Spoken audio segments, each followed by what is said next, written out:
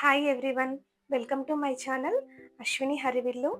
ఈరోజు నేను చేయబోయే రెసిపీ శనగపిండి స్టఫ్డ్ మిర్చి అండి. అది ఎలా చేసుకోవాలో ఇప్పుడు నేను మీకు చూపిస్తాను. శనగపిండి స్టఫ్డ్ మిర్చి కోసం ఒక 6 టీ స్పూన్స్ శనగపిండి తీసుకోవాలి. పావు టీ స్పూన్ సాల్ట్ వేసుకోవాలి.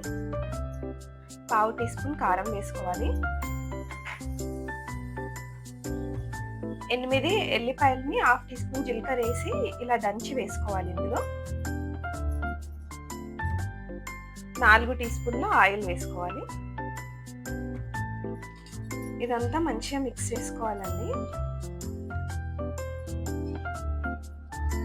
ఇందులోకి కొన్ని వాటర్ యాడ్ చేస్తూ ముద్దలాగా చేసి పెట్టుకోవాలి. దీన్ని ఎక్కువ వాటర్ పట్టవండి, కొన్నే పడతాయి. ఆయిల్ వేసినాం కదా, కొన్నే వాటర్ పడతాయి.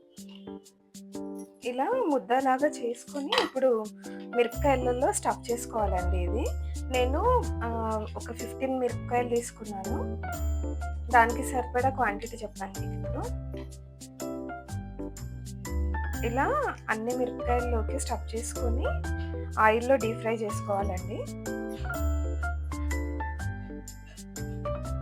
ఆయిల్ హీట్ అయిపోయిందండి. ఇప్పుడు మనం ఈ శనగపిండి స్టఫ్ చేసిన మిరపకాయలని ఫ్రై చేసుకుందాం.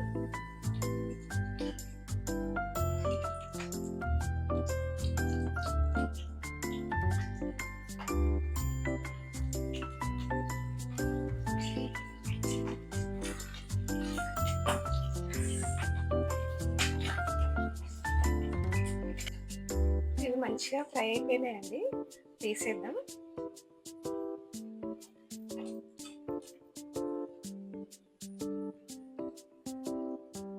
మనం స్టఫ్ చేసిన మిరపకాయలన్నీ ఇలానే ఫ్రై చేసి పక్కన పెట్టుకోవాలండి. మిర్చిలా స్టఫ్ చేశాక కొంచెం పిండి మిగిలిందండి, ఇలా బజ్జీలా వేసుకున్నాను. బాగుంటుంది ఇది కూడా టేస్ట్. ఒకవేళ ఇంట్లో బజ్జీ మిర్చి లేకపోతే మనం కర్రీస్లో వేసే మిర్చి ఉంటాయి కదండి, దాంట్లో కూడా శనగపిండిని స్టఫ్ చేసుకొని సేమ్ ఇదే ప్రాసెస్లో ఆయిల్లో డీప్ ఫ్రై చేసుకోవచ్చు. అలా కూడా బాగుంటుంది. కొంచెం కారం ఎక్కువ తినేవాళ్ళు అట్లా కూడా చేసుకోవచ్చండి. వేడివేడిగా శనగపిండి స్టఫ్డ్ మిర్చి రెడీ అయిపోయిందండి. ఇది పెరుగన్నంకి, సాంబార్ అన్నంకి, పప్పన్నంకి చాలా బాగుంటుందండి అంచుకు తింటే. మీరందరూ కూడా ట్రై చేయండి. ట్రై చేసి ఎలా ఉందో కామెంట్లో చెప్పండి. ప్లీజ్ సబ్స్క్రైబ్ చేయండి, లైక్ చేయండి, షేర్ చేయండి. Thank you.